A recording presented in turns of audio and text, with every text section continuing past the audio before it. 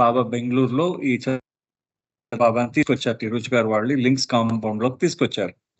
తీసుకొచ్చిన తర్వాత ఆయన ఏం చేశారంటే లింక్స్ కాంపౌండ్ లోకి డైరెక్ట్ గా లోపలికి వచ్చేసాడు. అతను దిగలేదు ఎంతకి, వాళ్ళు ఎంత దింపినా కానీ దిగట్లేదు అనమాట, బయటికి దిగలేదు. దిగకుండా కారులోని కూర్చున్నాడు. కాకా భార్య ఆయనను మెల్లిగా బుజ్జగిస్తున్నాడు అనమాట బయటికి రావడానికి. ఆయన ఏం చేశాడంటే కోపం వచ్చి కాకా భార్య చెయ్యి కొరికేశాడు. చెయ్యి కొరికేసిన తర్వాత ఆ తర్వాత ఏమైంది, కాకా భార్య బుగ్గ కొరికేశారు. బుగ్గ కొరికేసిన తర్వాత ఈ లోపల ఇరుచి గారు తండ్రి గారు వచ్చారు విడిపించిన ఆయనకి. ఆయన చెయ్యి కొరికేశాడు. ఆయన కొరికేసరికి ఆయన భయపడిపోయాడు. మొత్తానికి ఆయన ఇంక వదిలేశారన్నమాట వాళ్ళిద్దరు.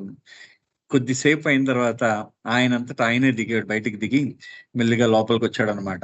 ఆయన ఎందుకు రాలేదంటే, నువ్వు నన్ను ఎక్కడికి తీసుకొచ్చావు, ఒక అగ్నిగుండంలోకి తీసుకొచ్చావు, ఇది అల్లా ఉండే ప్రదేశం అని చెప్పేసి ఆ చంద్రబాబు అన్నాడు అప్పటిదాకా. అనిన తర్వాత ఆయన గుణుక్కుంటున్నాడు అనమాట, ఇది అల్లా ఉండే ప్రదేశం, నన్ను అగ్నిగుండంలోకి మీరు తీసుకొచ్చారని గుణుక్కుంటున్నట్టు ఆయన అనిన తర్వాత మొత్తానికి పాప అది వాళ్ళు ఆయన లోపలికి వచ్చాడు. వచ్చి డైరెక్ట్ గా వంటింట్లోకి వెళ్ళిపోయాడు. అక్కడ కిచెన్ రూమ్ లోకి వెళ్ళి, ఆ స్త్రీ మండలి వాళ్ళు ఉండే ఇల్లు కదా, ఆ కిచెన్ రూమ్ లో అన్ని కుండల తాలూకు మూతలన్నీ తీసి చూస్తున్నాడు అనమాట. ఆయనన్ని చూస్తూ ఉంటే సడన్ గా బాబా వచ్చారు. బాబా వచ్చిన తర్వాత ఆయన బాబాని ఏం చూడలేదు. అతను బాబాని చూసాడో చూడలేదో నేను రాయలేదు ఇక్కడ.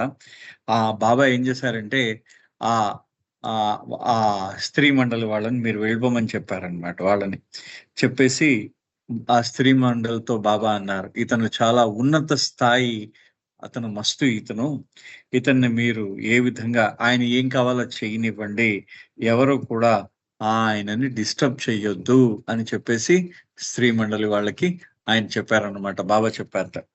చెప్పేసిన తర్వాత ఒక్కసారి ఆ మస్తు ఏం చేశాడంటే మొత్తం అన్ని వెతుక్కుంటూ బాబా రూమ్ లోకి వెళ్ళాడు. బాబా రూమ్ లోకి వెళ్ళిన తర్వాత ఆ రూమ్ లో ఆయన వెంటనే ఆ బాబా యొక్క తలకి కట్టుకునే, అంటే బాబా తలకి కట్టుకునే ఆ స్కార్ఫ్, ఆ మఫ్లర్ లాంటిది, ఆ తర్వాత బాబా యొక్క అక్షర ఫలకాన్ని పట్టుకున్నాడు. పట్టుకున్న తర్వాత వెంటనే ఆయన ఏం చేశాడంటే ఆ రెండింటిని మళ్ళీ అక్కడే పెట్టేసి బయటకు వచ్చి చెప్పాడు అనమాట. అక్కడి నుంచి చెప్పాడు, నా అకౌంట్, నా ఖాతా ముగిసిపోయింది అని చెప్పాడు. చెప్పేసి వెంటనే బయట ఏ టాక్సీలో అయితే ఇందాకలో వచ్చాడో అదే టాక్సీ ఆగుంది, ఆ టాక్సీ ఎక్కేసి ఆయన వెళ్ళిపోయిన తర్వాత ఆయన కరెక్ట్ గా 10 రోజుల తర్వాత ఆయన తన శరీరాన్ని వదిలేసాడు చద్దర్ బాబా. దాని గురించి ఇరుచి గారు అంటారనమాట. ఆయన ఏమంటారంటే, బాబా అన్నారు అతను బెంగళూరు యొక్క ఆధ్యాత్మిక ఉత్తరాధికారి, అంటే స్పిరిచువల్ చార్జ్మెన్ అని చెప్పేసి బాబా చెప్పారు. అతను బెంగళూరుకి స్పిరిచువల్ చార్జ్మెన్, ఆధ్యాత్మిక ఉత్తరాధికారి, నా దగ్గరికి రియలైజేషన్ కోసం ఆయన వచ్చాడు అని చెప్పేసి బాబా అన్నట్టు వాళ్ళతో. తర్వాత ఈ 18 రోజులు, అంటే కరెక్ట్ గా ఆ సంఘటన జరిగిన 18 రోజుల తర్వాత ఆయన తన శరీరాన్ని వదిలేశాడు చద్దర్ బాబా. అది అన్నమాట బాబా చెప్పిన ఈ చద్దర్ బాబా గురించి చెప్పిన అంశం. అయితే ఈ కాలంలో ఇరుచి గారు, మనం పోయిన వారం చదువుకున్నాం, ఇరుచి గారు ఏం చేసేవారంటే అక్కడ చెట్టి బాబా దగ్గర పడుకునేవారు, ఆయన యొక్క బెడ్ దగ్గర పడుకునేవారు. ఇక్కడ దాకా మనం చదువుకున్నాం అన్నమాట పోయిన వారం. Chetti Baba did not really sleep, but he would be on his bed and I would sleep on the floor near him. Eruch garu చెప్తున్నారు, ఆ చెట్టి బాబా నిజంగా ఆయన మంచం మీద ఆయన పడుకునేవాడు కాదు, అలాగే మంచం మీద ఉండేవాడు అనమాట. అలా మంచం మీద అలాగా పడుకున్నట్టు ఉండేవాడు. నేనేమో అతని దగ్గర నేల మీద నేను పడుకునేవాడిని. He did not speak English, his language was Telugu or Tamil. అతను ఇంగ్లీష్ మాట్లాడేవాడు కాదు, అతను భాష ఏంటంటే తమిళ్ కానీ తెలుగు కానీ మాట్లాడేవాడు. I remember I had fallen into a deep sleep and when I woke up I saw Chetti Baba sitting by my side on the ground. అయితే నాకు బాగా గుర్తు, నేను బాగా గాఢ నిద్రలోకి వెళ్ళిపోయిన వెంటనే నేను ఆ గాఢ నిద్రలోకి వెళ్ళి మళ్ళీ తిరిగి లేచిన తర్వాత చెట్టి బాబా నేల మీద నా పక్కన పడుకుని ఉండేవాడు. ఆయన చూడండి, అంటే పాప అప్పటిదాకా మంచం మీద పడుకుని ఇరుచి గారి కింద పడుకునేవారు. ఇరుచి గారి నిద్రలోకి వెళ్ళిపోయిన తర్వాత ఆయన మెల్లిగా ఆయన ఏం చేసేవారంటే ఆయన వచ్చి పక్కన రుచి గారు పక్కన పడుకునేవాట. He was saying eat and he was chewing paan. Baba has told us that anything offered by a must not be refused. This was his standing injection. అయితే ఆ చెట్టి బాబా ఎప్పుడు కూడా తిను అనేవాట. ఆయన ఎప్పుడు కూడా ఒక కిల్లి నములుతూ ఉండేవాడు, పాన్ నములుతూ ఉండేవాడు. బాబా ఎప్పుడు కూడా ఈ మస్తులు ఏది మీకు ఇచ్చినా, ఏది ఇచ్చినా, మస్తులు ఏది ఇచ్చినా కానీ అది అది ఆ మస్తులు ఇచ్చింది ఎప్పుడు కూడా మీరు తిరిగి దాన్ని తోసిపుచ్చవద్దు అనే మాటను బాబా అంటూ ఉండేవారు. అది బాబా వాళ్ళకి ఇచ్చిన ప్రప్రథమమైన ఆజ్ఞ మస్తుల విషయంలో. మస్తులు మీకు ఒకవేళ ఏమిచ్చినా కానీ మీరు దాన్ని తోసిపుచ్చవద్దు. డోంట్ డిస్ప్లీజ్ ఎనీ మస్త్. వాళ్ళని ఎవరిని కూడా ఆ మస్తుల్ని డిస్ప్లీజ్ అంటే అప్రసన్నత అన్నమాట. అంటే వాళ్ళని ఎవరిని కూడా మీరు మస్తుల్ని మీరు ఎప్పుడు కూడా డిస్ప్లీజ్ చెయ్యకండి అనేవారు.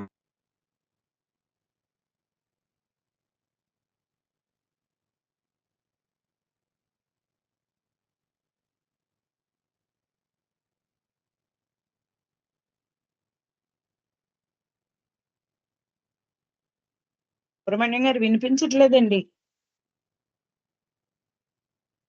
దేవబ్బా నాకే వినిపించట్లేదు, అందరికి వినిపించట్లేదండి. మ్యూట్ లోకి వెళ్ళిపోయినట్లేదండి. అన్మ్యూట్ లోనే ఉన్నారు, మ్యూట్ లోనే ఉన్నారు. నాకు అన్మ్యూట్ లో ఇప్పుడు వినిపిస్తుందా? వినిపిస్తోందండి, వినిపిస్తుంది. సారీ అండి. అంటే నేను మొబైల్ ఇంటర్నెట్ లో చెప్తున్నాను కాబట్టి దయచేసి నేను వేరే చోటు బయట ఉన్నాను. సో కొంచెం నాకు ఈ ఇంటర్నెట్ కొంచెం ఇబ్బందిగా ఉంటుంది. Thank you. సో ఆయన అంటున్నారు అనమాట, ఆయన చెప్తున్నారు, ఇరుచి గారు చెప్తున్నారు, అది ఏ మస్తుని కూడా, అంటే మస్తు ఎవరిని కూడా వాళ్ళ కోపం కలగజేయడమో వాళ్ళని నొప్పించడం చెయ్యొద్దు. ముఖ్యంగా డిస్ప్లీజింగ్ అంటే నొప్పించడం అనమాట. ఆ విధంగా నొప్పించవద్దు అని చెప్పేసి బాబా అంటున్నారు. When whatever a must offers, you must accept it with right reverence.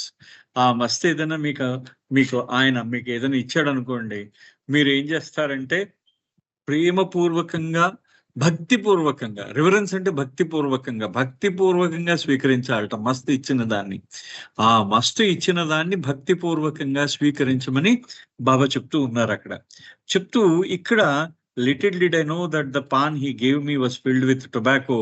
I chewed it up and then vomited it out, but I got the taste of the tobacco.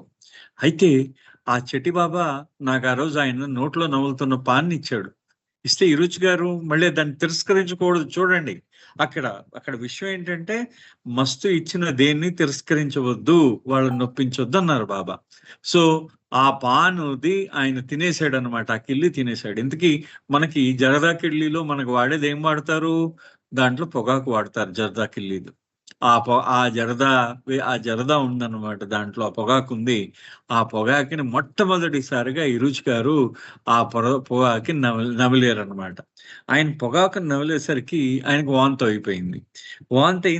అంటే వామిటింగ్ అయిపోయిన తర్వాత ఆ తర్వాత ఆయనకి ఇంకా అంటే మనకి ఆ తర్వాత ఆయన అంటున్నారు, అది మొట్టమొదటిసారి నాకు పొగాకు యొక్క దాని రుచి తెలిసింది అని చెప్పేసి, ఆ విధంగా పొగాకు తాలూకు రుచి తెలిసిందని చెప్పేసి రుచి గారు అంటున్నారు. I was a born Zoroastrian and we are not supposed to smoke because we hold the fire as sacred. Zoroastrians కి అంటే ఈ జొరాస్ట్రియన్స్ ఎవరైతే ఉన్నారో వాళ్ళందరికీ అగ్ని అతి పవిత్రమైనది అనమాట. కారణం ఏంటంటే వాళ్ళు అగ్నిని పూజిస్తారు. వాళ్ళందరూ కూడా జొరాస్ట్రియన్స్ అందరూ అగ్నిని పూజిస్తారు.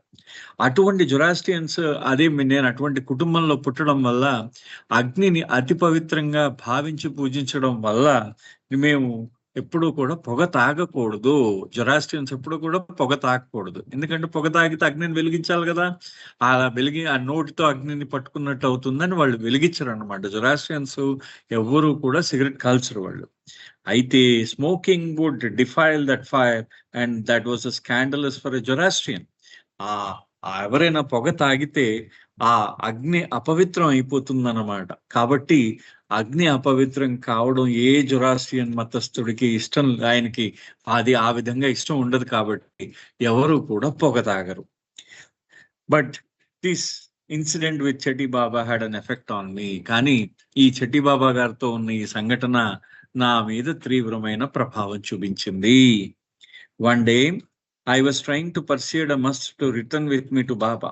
The must happened to be smoking a cigarette while I was massaging his feet. ఆ మస్తు ఏం చేశారట, ఈయన ఒకరోజు ఒక మస్తుని ఆయన బాబా దగ్గరికి తీసుకురావడానికి ఆయన బుజ్జగిస్తున్నారు ఇరుచ్ గారు. బుజ్జగిస్తూ ఉంటే ఆ మస్తు ఒక సిగరెట్ కాలుస్తూ ఉన్నాడు అనమాట. ఈయన ఇరుచ్ గారు ఏం చేస్తున్నారంటే ఆయన ఆ మస్తు తాలూకు కాళ్ళు పడుతున్నారు అనమాట, కాళ్ళు నొక్కుతున్నారట, పాదాలు పడుతున్నారు, నొక్కుతున్నారు ఆయన. He offered me the cigarette, so I held it in my hand, but he insisted that I should smoke it. ఆయన నాకు ఒక సిగరెట్ ఇచ్చాడు చేతికి, నేను నా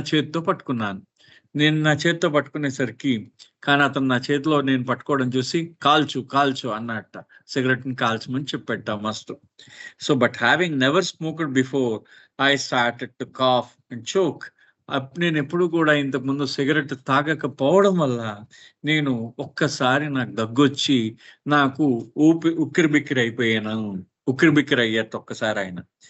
but after some minutes, the sensation became pleasant to my mind and I had a second and third puff, which then was very pleasing and intoxicating to me.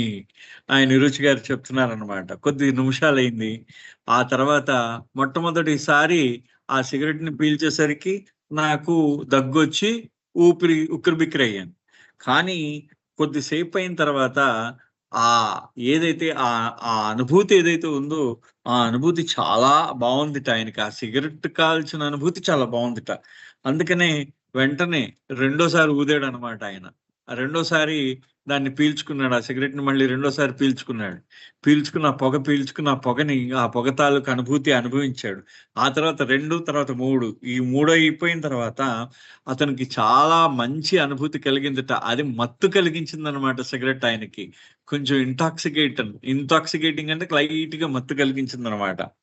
After a few more weeks, a similar experience occurred with another must, and now I readily accepted the cigarette and enjoyed smoking it.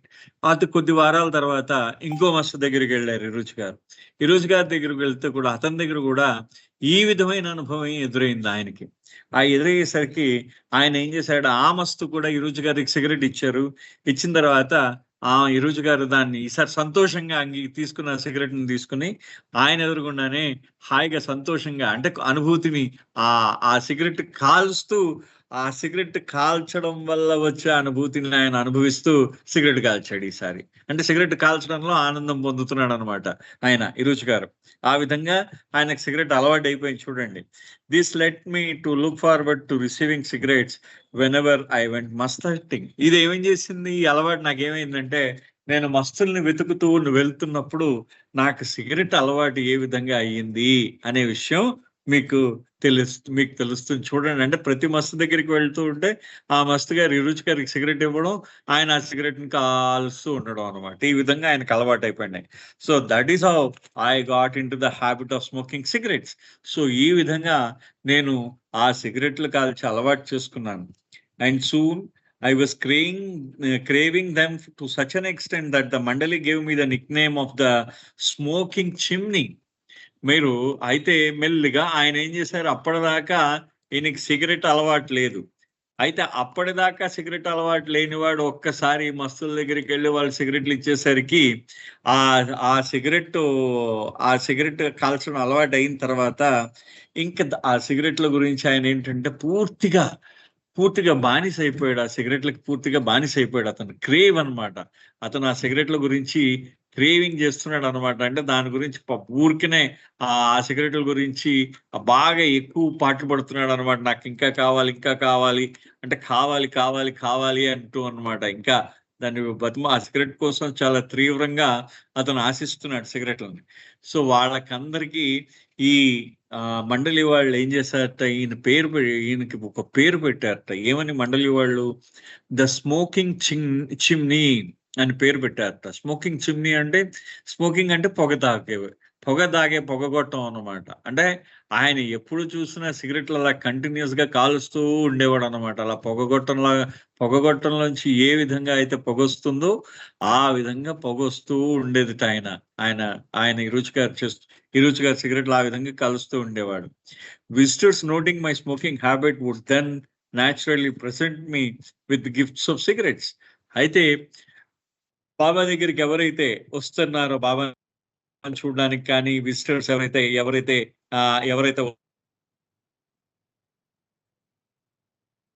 వచ్చేవాళ్ళు ఏం చేసేవారు, ఇరుచి గారు సిగరెట్లు కాల్చడం చూసి వాళ్ళు కూడా సిగరెట్లు అంటే ఎవరైతే ఆ సందర్శకులు అందరూ కూడా వాళ్ళు ఇరుచి గారు సిగరెట్లు కాల్చడం చూసి వాళ్ళు సిగరెట్ డబ్బాలు తీసుకొస్తూ ఉండేవారు అనమాట ఇరుచి గారికి ఇవ్వడానికి. Baba knew of my habit but he did not object. And in fact, on a long driving tours, he would ask me, wouldn't you like to stop for a puff? Not only that, but he would insist on having it to keep myself alert while driving the car. బాబా ఏం చేసేవారట, బాబాకి తెలిసిందనమాట మెల్లిగా ఈ అలవాటు, ఇరుచి గారి యొక్క ఈ అలవాటు తెలిసిన తర్వాత ఆయన ఎప్పుడూ కూడా ఇరుచి గారిని ఆయన అభ్యంతర పెట్టలేదు. బాబా ఎప్పుడు కూడా అభ్యంతర పెట్టలేట. అయితే ఎప్పుడైనా దూర ప్రయాణాలు చేస్తున్నప్పుడు బాబా అనేవారట, కాల్చవా సిగరెట్, నీకు ఒక 5 నిమిషాలు ఆగుదామా సిగరెట్ కాల్చడానికి అని బాబా అంటూ ఉండేవారట ఇరుచి గారితో. ఒక 5 నిమిషాలు ఆగుదామా సిగరెట్ కాల్చుకుంటావా అని అడిగేవారట. అదే విధంగా బాగా ఆయన నిద్ర లేకుండా నడిపించేటప్పుడు ఇరుచి గారికి బాబా ఏం చేసేవారంటే ఆ సిగరెట్ కాల్చుకోవడానికి పర్మిషన్ ఇచ్చారనమాట. సిగరెట్ కాల్చు అని చెప్పేసి, ఎందుకంటే రాత్రిపూట నిద్ర లేనప్పుడు సిగరెట్ కాలిస్తే నిద్ర రాదని వాళ్ళ అభిప్రాయం అనమాట, సిగరెట్ తాగే వాళ్ళ అభిప్రాయం. సో చాలా మంది నిద్ర లేకుండా ఉండడానికి ఏం చేస్తారంటే చాలా మంది సిగరెట్లు తాగుతూ ఉంటారు. సో ఈ విధంగా ఆయన ఏంటంటే ఇరుచి గారు ఆ విధంగా ఆయన సిగరెట్లు, బాబా కూడా ఆయన ఏం అనలేదు, ఆ సిగరెట్లు కాల్చుకోమని చెప్పారనమాట ఆయనకి. Of course my smoking habit was not made known to my parents who were Zoroastrians. అయితే నా తల్లిదండ్రులకి నాకు ఈ పొగ తాగే అలవాటు గురించి తెలియచేయనివ్వలేదు, ఎప్పుడు కూడా తెలియదు. కారణం ఏంటంటే వాళ్ళు చాలా క్రమశిక్షణ కలిగిన జొరాస్ట్రియన్లు అవ్వడం మూలాన నా తల్లిదండ్రులకి ఈ విషయం మేము తెలియజేయనివ్వలేదు. And years passed by with me smoking heavily 3 or 4 packets a day of the cheapest brand available in India called Charminar. అయితే ఆయన ఇంకా ఆ కాలం రోజులు గడిచే కొద్దీ ఆయన ఏం చేసేట ఇరుచి గారు రోజు రోజుకి సిగరెట్లు ఎక్కువ కాల్చడం ప్రారంభించాడు. ఎన్ని సిగరెట్లు కాల్చేవాడంటే సుమారుగా 4 ప్యాకెట్ల సిగరెట్లు కాల్చేవాడు ఆయన. అన్ని ప్యాకెట్ల సిగరెట్. అయితే అన్ని ప్యాకెట్లకి వాళ్ళ దగ్గర డబ్బులు ఉండాలి కదా, అందుకనే అతి చవకైన సిగరెట్లు ఏమంటే ఆ రోజుల్లో చార్మినార్ సిగరెట్లు అనమాట. ఆ చార్మినార్ సిగరెట్లు కాల్చేవాట. అవి 2 అణాలు ఉండేదన్నమాట. అంటే 2 అణాలు అంటే 12 పైసలు అనమాట, 12 పైసే, అంటే 12.5 పైసలు. ఆ 2 అణాలు, ఆ 2 అణాల సిగరెట్ ప్యాకెట్ అనమాట. అది ఆ ప్యాకెట్ 4 కొనుక్కునేవాడు అనమాట ఆయన. అంటే 2 అణాలు ఇంటూ 4 అనమాట, 8 అణాలు, అంటే ₹50 అనమాట 4 ప్యాకెట్లు. అది అనమాట ఆ కాస్ట్ ఆ రోజు. అయితే they cost 2 annas a pack of 10 cigarettes. అంటే ఒక 10 సిగరెట్ల తాలూకు ప్యాకెట్ ఖరీదు 2 అణాలు అని చెప్పేసి రుచి గారు చెప్తున్నారు. When the new life began, I had to leave everything behind. కానీ నవజీవనం ప్రారంభం కాగానే నేను ప్రతి దానిని వెనకాతల వదిలేయాల్సి వచ్చింది. 1 second అండి.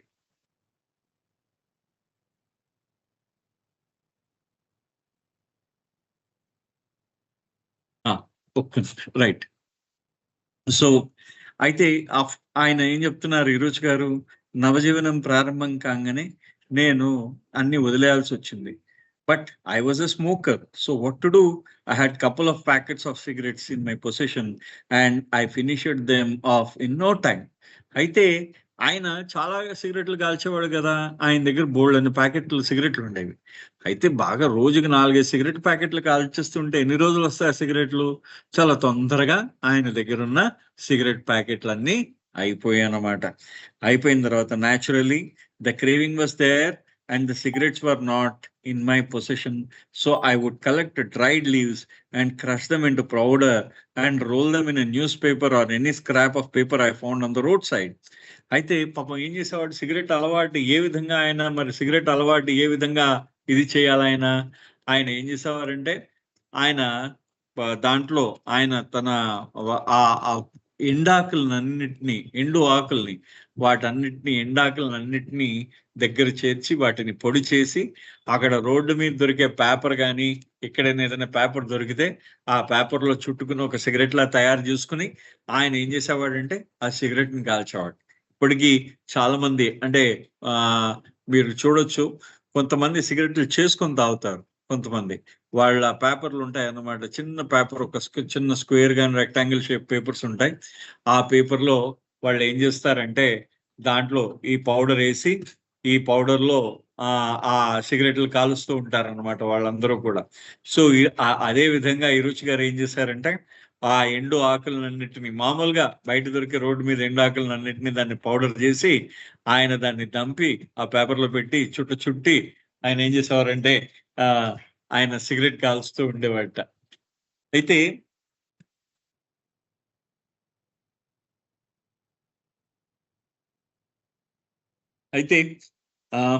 ఆయన అనేవారు, ఇరుచి గారు అంటారు అనమాట, then I would smoke it of course never in the presence of Baba, although I did not have a lot of time away from Baba. అయితే నేను సిగరెట్ కాల్చేవాడిని. కాల్స్తే అయితే వాళ్ళు ఏం చేసేవాడిని అంటే సిగరెట్ కాల్చి నేను ఆ బాబా సమక్షంలో ఎప్పుడు కూడా నేను సిగరెట్ కాల్చలేదు, ఎప్పుడు కూడా సిగరెట్ కాల్చలేదు. కానీ అంటే నవజీవనం సమయంలో బాబా సమక్షంలో ఎప్పుడు కూడా నేను సిగరెట్ కాల్చలేదు. Although I did not have a lot of time away from Baba,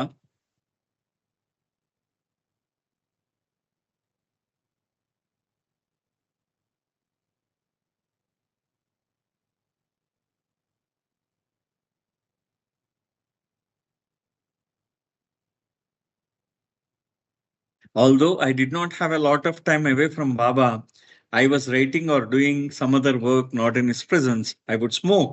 అయితే నాకు ఎప్పుడు బాబా యొక్క సమక్షంలో సమక్షం నుంచి దూరంగా నేను ఎక్కువ సమయం ఉండకపోయేది నాకు.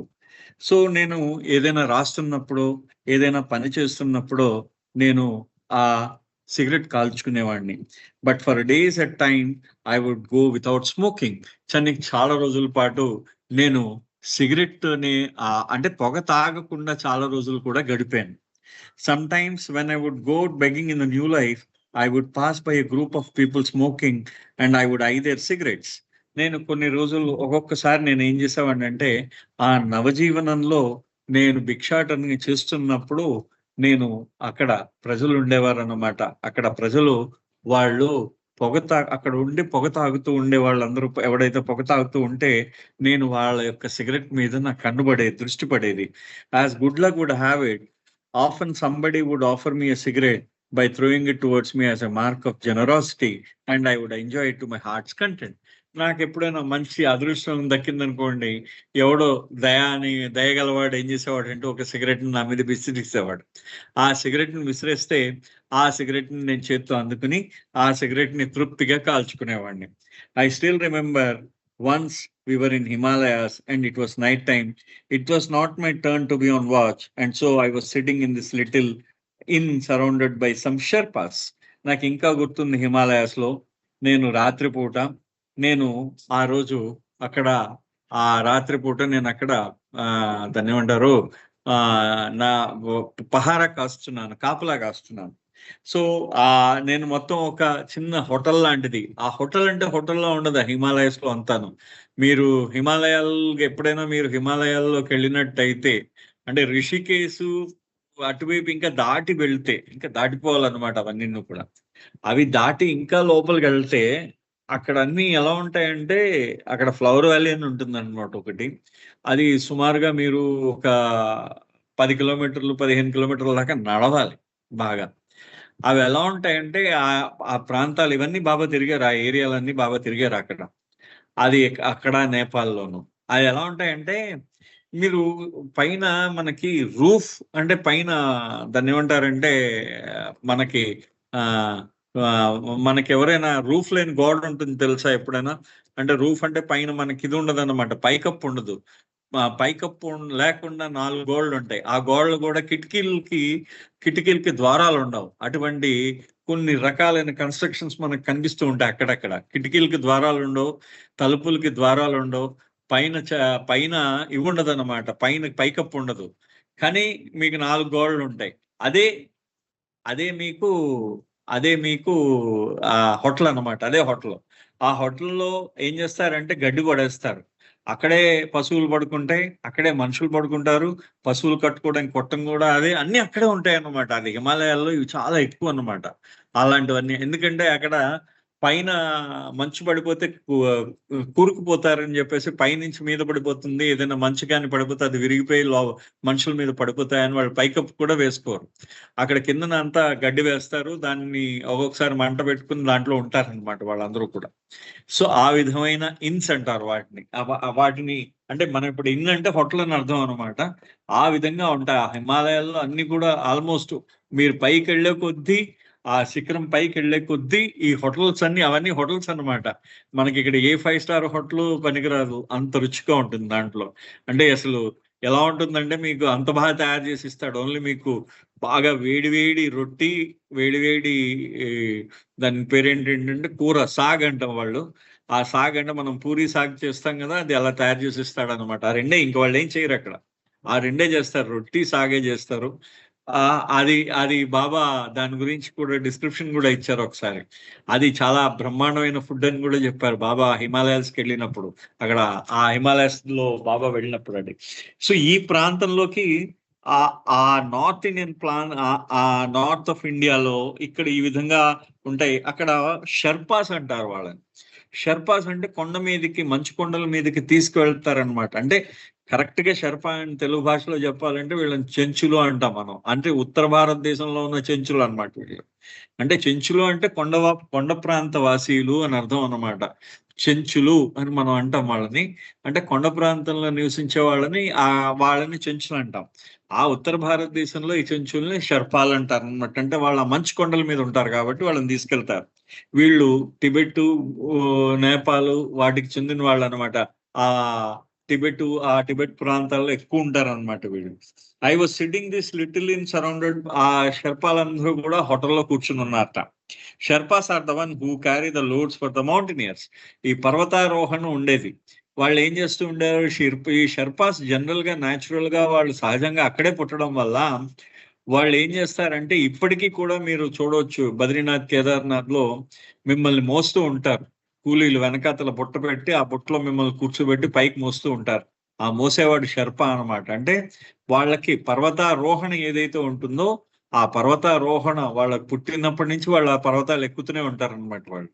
సో అందుకనే పర్వతారోహకులకి వీళ్ళు ఈ సామాన్లు తీసుకువెళ్ళి సహాయం చేస్తూ ఉంటారు. You could not even call it an inn really. It was just an open shelter of walls, but it made a sort of a room. ఇది ఇప్పుడు నేను దాని వివరణ కూడా ఇచ్చాను ఏ విధంగా ఉంటుందో. ఇరుచ్ గారు కూడా ఆ హోటల్ ఏ విధంగా, అది నిజంగా మనం హోటల్ అనలేము దాన్ని. అదంటే ఓపెన్ షెల్టర్, పైకప్పు లేని ఒక 4 గోడలు అనమాట. అది రూమ్ అంటారు అక్కడ. The Sherpas had also taken shelter there for the night.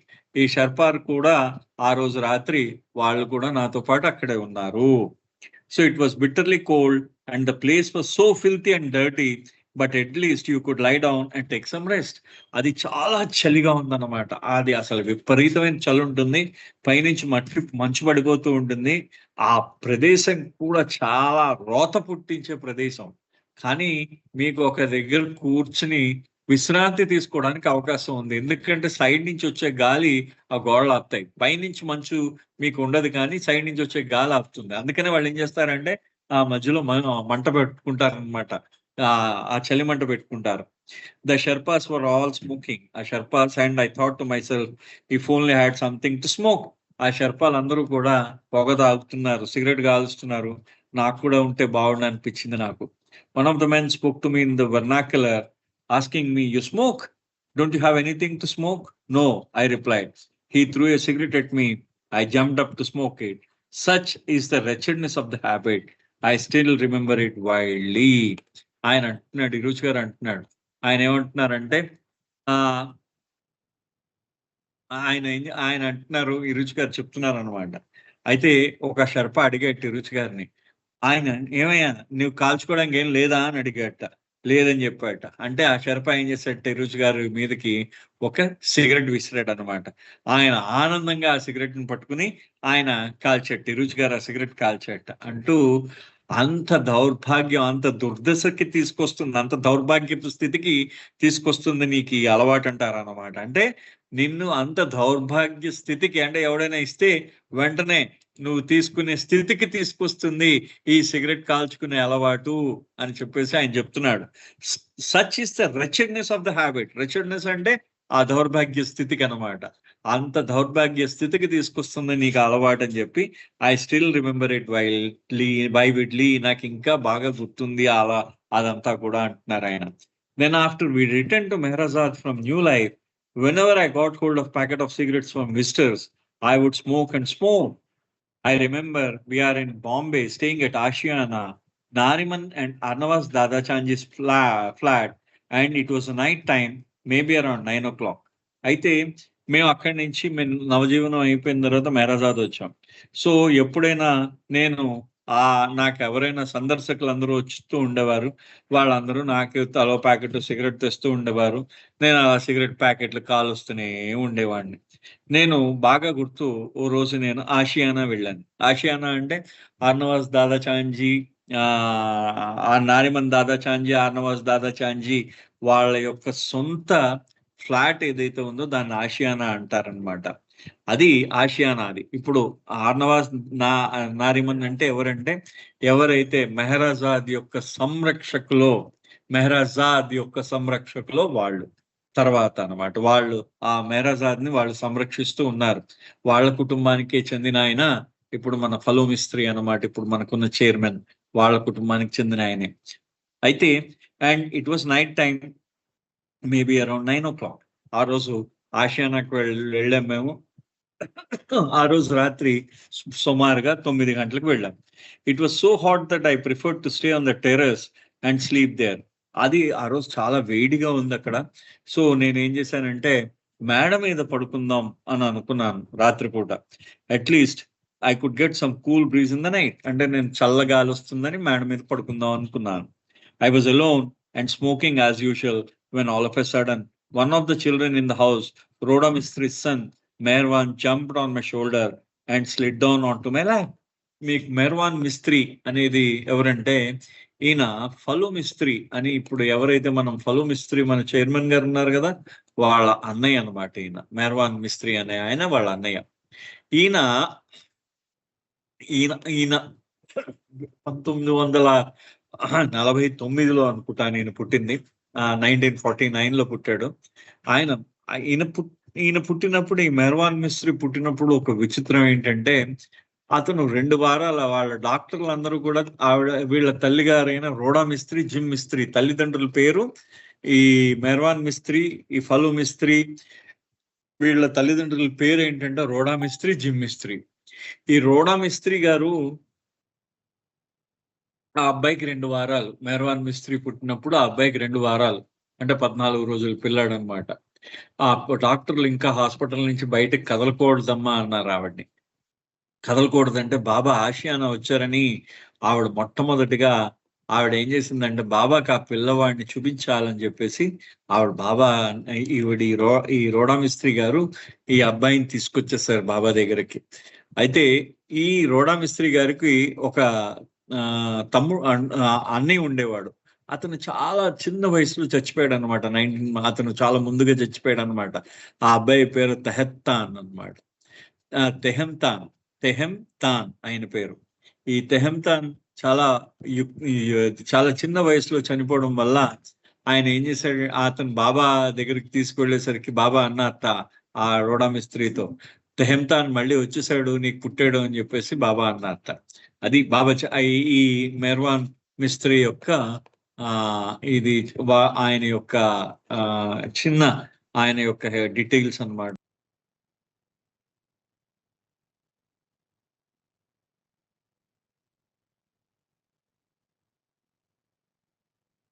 జై బాబా. ఓకే, ఒక్క నిమిషం ఆయన ఫోటోగ్రాఫ్ మీకు చూపిస్తానండి. ఇక్కడ పెట్టాను. ఓకే,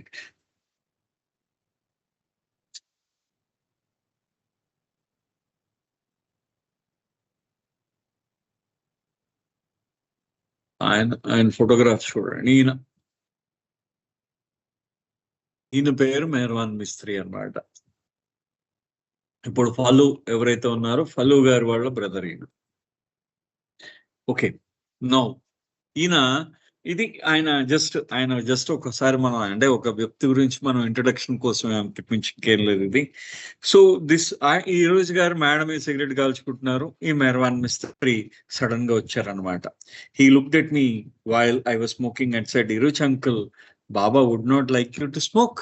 ఆయన ముందుకు పిల్లవాడు కదా, ఆ పిల్లవాడు వెళ్ళి ఇరుచ్తో చెప్పాడు, ఇరుచ్ అంకుల్, బాబా మిమ్మల్ని పొగ తాగితే ఆయనకి ఇష్టం ఉండదు బాబాకి అని చెప్పేసి అన్నట్టు. చూడండి, పిల్లాడు ఇరుచ్ గారితో అన్నట్టు, ఇరుచ్ బాబా మీరు పొగ తాగితే బాబాకి ఇష్టం ఉండదు అని చెప్పేసి అన్నట్టు. I did not know what to answer because he was a kid. So I turned the topic around and gave it a twist by saying, look at yourself. Baba would not like how you are painted all over with mercurochrome and iodine. You see, he was always falling down and hurting himself, and naturally all the wounds had to be tended with iodine. అయితే ఈయన ఏం జవాబు ఇవ్వాలో ఇరుచ్ గారికి ఆయనకు తట్టలేదన్నమాట. So ఒక్కసారి ఆయన ఏం చేశారంటే ఆ మాటను మార్చి ఏమన్నట్టు, చూడు నువ్వు చూసుకో ఒక్కసారి, బాబా నువ్వు ఈ విధంగా శరీరం మీద ఐడిన్ తో పెయింట్ వేసుకోవడం. చూడండి, ఐడిన్ ఏ కలర్ లో ఉంటుంది, కొంచెం బ్రౌన్ కలర్ లో ఉంటుంది కదా ఐడిన్ అంతా కూడా నీ ఒంటి మీద ఐడిన్ పెయింట్ వేసుకోవడం బాబాకు కూడా ఇష్టం ఉండదు అని అన్నట్ట. కారణం ఏంటంటే అతను ఎప్పుడు పడిపోతూ ఉండేవాట. మెహర్వాన్ మిస్త్రీ అతను కింద పడిపోయి దెబ్బలు తగులుచుకుని ఐడిన్ పెట్టించుకుంటూ ఉండి అతను ఒంటి నిండా ఐడిన్ రంగే ఉండేది, ఎప్పుడు కూడా ఐడిన్ రంగులా ఉండేది. సో ఈ విధంగా ఒంటి నిండా ఐడిన్ రంగు వేయించుకోవడం బాబాకు కూడా ఇష్టం ఉండదు కదా అన్నట్టు ఆయన అంటూ ఆయన ఈ మాట అన్నట్ట. Had sense to see that children are very impressionable. So I told him, Baba would not like me to smoke, but he would not like you to be painted like a leopard with all these spots. అయితే ఈ పిల్లల దగ్గర చాలా జాగ్రత్తగా ఉండాలంటారు ఇరుచ్ గారు. ఏంటంటే నేను పిల్లల దగ్గర ఎప్పుడు కూడా చాలా జాగ్రత్తగా ఉంటాను, కారణం ఏంటంటే ఆ పిల్లలు మనం ఏదైనా ఒక్కసారి చెప్తే వాళ్ళు దాన్ని గ్రహించి వాళ్ళ మీద చాలా ముద్ర పడిపోతుంది అన్నమాట. పిల్లల మీద చాలా తొందరగా ముద్ర పడుతుంది. అందుకనే నేను వాళ్ళ దగ్గర జాగ్రత్తగా ఉంటానని చెప్తూ బాబా ఆయన అన్నట్టు ఇరుచ్ గారు ఆ మెహర్వాన్ మిస్త్రీతో అన్నట్ట, బాబా మీరు నీకు బాబాకి నేను సిగరెట్ కాల్చడం బాబాకి ఇష్టం లేదు, అదే విధంగా నువ్వు ఈ విధంగా దెబ్బలు తగిలించుకుని ఐడిన్ అంతా ఆ చిరుత పులి మీద చారలు ఉన్నట్టు, అంటే ఆ పులి మీద చారలలాగా, పులి మీద మచ్చల్లాగా ఈ ఐడిన్ అంతా నువ్వు ఒంటి మీద రాసుకోవడం ఆయనకి ఇష్టం ఉండదు అని చెప్పేసి అన్నట్టు. అంటే నేను సిగరెట్ తాగడం ఆయనకి ఇష్టం లేదు, నువ్వు ఐడిన్ పూసుకోవడం కూడా ఇష్టం లేదు అని చెప్పారు ఆయన. అనేసిన తర్వాత ఆయన ఈ మాట అన్నారు, so when you mend your ways I will mend mine and stop smoking. ఆయన ఏమన్నట్ట, సరే నువ్వు నీ పద్ధతి మార్చుకుంటే నేను కూడా నా పద్ధతి, అంటే నువ్వు పడిపోవడం మానేస్తే నేను కూడా నా సిగరెట్ తాగడం మానేస్తాను అన్నట్టు ఇరుచ్ గారు. That satisfied the child and he left me. ఆ రోజు ఆయన సంతృప్తి చెంది అతను వెళ్ళిపోయాట, ఆ మెహర్వాన్ మిస్త్రీ వెళ్ళిపోయాడు అనమాట. Years rolled by and forgot all about the incident and I continued to smoke. సంవత్సరాలు గడిచిపోతున్నాయి, నేను మెల్లిగా ఇంకా నేను ఆ పొగ తాగే అలవాటు మానకుండా నేను ఇంకా కొనసాగిస్తూ ఉన్నాను. One afternoon I was sitting on the floor in my corner of the Guru Prasad veranda doing some correspondence using my suitcase as a table. ఒక రోజు మధ్యాహ్నం నేను గురుప్రసాద్ లో నా సూట్ కేసు నా టేబుల్ కింద వాడుకుంటూ నేనేంటంటే గురుప్రసాద్ లో నేను పని చేస్తున్నాను, నేను ఈ కరెస్పాండెన్స్ అంటే ఉత్తర ప్రచుత్రాలన్నీ చూస్తున్నాను. I was absorbed in writing and smoking when I heard a young man's voice call out my name. నేను నా పనిలో నా ఉత్తరాలు రాయడంలో నేను మునిగిపోయాను. అయితే ఈ లోపల ఒక యువకుడు నా పేరు పిలవడం నాకు వినిపించింది. I looked up and saw Mervan Mistry, that same child, all grown up, standing there in a suit and a tie. నేను ఒక్కసారి చూశాను. చూసేసరికి అక్కడ మెహర్వాన్ మిస్త్రీ టై కట్టుకుని సూట్ వేసుకుని ఆయన నించుని ఉన్నాడు. He said to me, "Iruch uncle, very soon I will be leaving for the States for my higher studies." ఆయన చెప్పాట మెహర్వాన్ మిస్త్రీ ఇరుచ్ దగ్గరికి వచ్చాట. ఇరుచ్ దగ్గరికి వచ్చి ఇరుచ్ అంకుల్ నేను చాలా తొందరలో నా ఉన్నత విద్య కోసం నేను అమెరికా వెళ్ళిపోతున్నాను అన్నట్ట. అనేసరికి I congratulated him and all of a sudden the whole episode on the terrace at Ashiana came before my eyes. నేను ఆ అబ్బాయికి షేక్ హ్యాండ్ ఇచ్చి నేను ఆ అబ్బాయికి ఆయన మెచ్చుకున్న తర్వాత సడన్ గా నాకు ఆషియానా మేడ మీద జరిగిన సంఘటన అంతా గుర్తొచ్చింది. ఏ సంఘటన? ఆ అబ్బాయి ఇరుచ్ గారికి ఏం చెప్పాడు, ఇరుచ్ మీరు సిగరెట్ కాలుస్తున్నారు అన్నాడు. అనిన తర్వాత ఆయన ఏం చేశాడంటే, ఆ సిగరెట్ కాలుస్తున్నాను అని అంటే ఇరుచ్ గారు అన్నారు, నేను సిగరెట్ కాలుస్తున్నాను, నువ్వు ఒంటి మీద పెయింట్ వేసుకుంటున్నావు అన్నారు. ఐడింతో పెయింట్ వేసుకుంటున్నావు అన్నారు. అని మళ్ళీ ఏమన్నారు ఈరోజు గారు, నువ్వు ఏ రోజైతే నువ్వు పెయింట్ వేసుకోవడం మానేస్తావో నేను ఆ రోజు సిగరెట్ కాల్చడం మానేస్తాను అన్నట్టు ఆయన. ఆ సంఘటన అంతా ఆయన కళ్ళ ముందు మెదిలింది అనమాట. ఇరుచ్ గారి ముందు కళ్ళ ముందు మెదిలేసిన తర్వాత మెదిలిన తర్వాత ఆయన ఏం చేశారంటే, in a flash I remembered my words, when you mend your ways I will mend mind. కొంచెం నా కళ్ళ ముందు ఆ సంఘటన అంతా మెదిలేసరికి నేను నా పదాలు ఆ రోజు నేను వాడిన పదాలు నాకు గుర్తొచ్చాయి. ఆయన ఏమన్నానంటే, నీ అలవాట్లు నువ్వు మార్చుకుంటే నా అలవాట్లు నేను మార్చుకుంటాను అని చెప్పేసి అన్నారనమాట.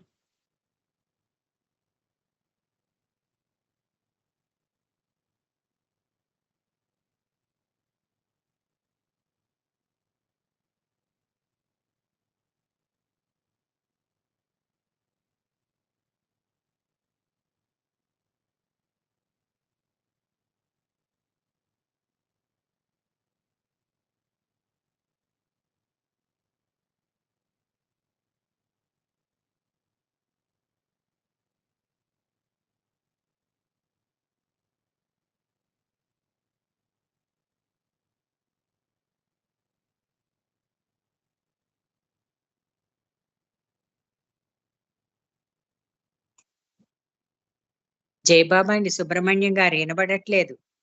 అన్మ్యూట్ కాండి జయబాబా అండి.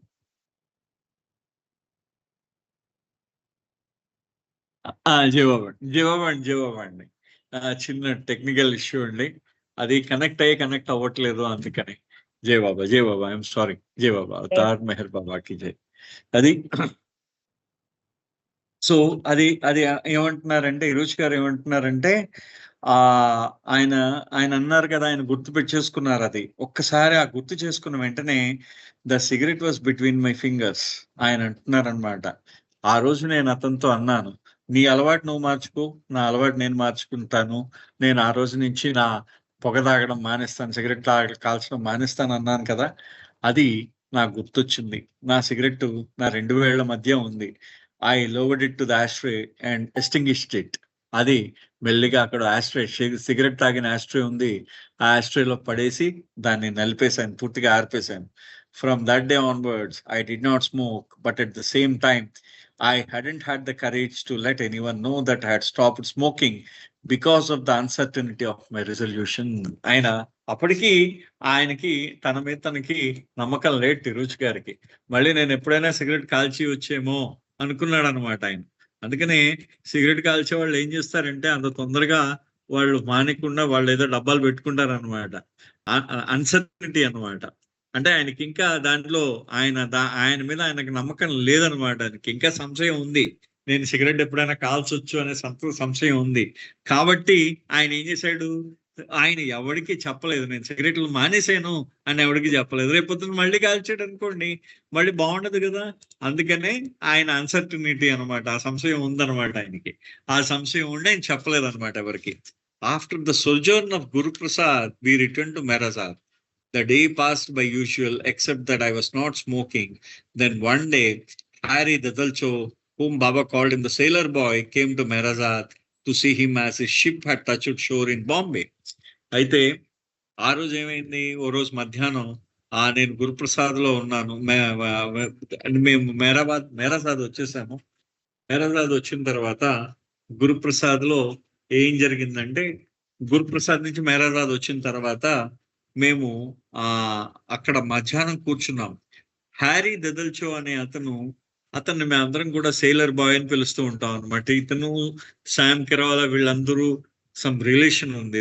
అది రిలేషన్ ఏంటో నాకు పూర్తిగా తెలియదండి. అయితే ఈయన ఏం చేశారంటే, ఈ హ్యారీ ఏం చేశాడు, అతను వచ్చినప్పుడు బోల్డ్ అని సిగరెట్ ప్యాకెట్లు తెచ్చాడు. అతను జనరల్ గా ఏం చేస్తూ ఉంటాడంటే, ఈ హ్యారీ దదల్చో ఎక్కడికైనా బయటికి అతను షిప్ మీద తిరుగుతూ ఉంటాడు. వీళ్ళందరూ మర్చెంట్ నేవీలో పనిచేసేవాడు. షిప్పుల మీద దేశాలు తిరుగుతూ ఉంటే, వాళ్ళు ఎన్ని దేశాలు తిరుగుతూ ఉంటే ఆ దేశాల్లో ఇంపార్టెంట్ అయిన వస్తువులన్నీ తీసుకొచ్చి బాబాకి ప్రజెంట్ చేస్తూ ఉండేవారు. వీళ్ళందరూ కూడా బిరుజ్కి కానీ, బాబాకి కానీ, మెహర్జీ కకారియా కానీ, కాకబారియా కానీ, ఆదికి ఇరానికి కానీ వీళ్ళందరూ ప్రజెంట్ చేస్తూ ఉండేవారు వాళ్ళు. సో ఈ విధంగా ఈ హ్యారీ అనే అతను ఏం చేశాడు, అతన్ని సెయిలర్ బాయ్ అంటారు. సెయిలర్ అంటే నావికుడు అని. ఆ నావికుడుగా పిలిచేవారు. సో అతను బాంబే వచ్చాడు. బాంబే వచ్చినప్పుడు Harry had full permission to visit Baba whenever his ship docked in Bombay, and whenever he visited, he would always bring some gift for Baba and the Mandali. ఎప్పుడు ఈ హ్యారీ ఏం చేసేవాడంటే, ఎప్పుడైతే బాంబే వచ్చాడో, ఆ షిప్ బాంబే వచ్చినప్పుడల్లా అతనికి ఎప్పుడు పర్మిషన్ ఉందిట, బాబా దగ్గరికి ఎప్పుడు రావడానికి ఆయనకి పర్మిషన్ ఉండేదిట. ఆ పర్మిషన్ ప్రకారం బాంబే వచ్చిన వెంటనే ఆయన అతని షిప్ తీరానికి వచ్చిన వెంటనే బాబాని చూడడానికి వచ్చేవాడు.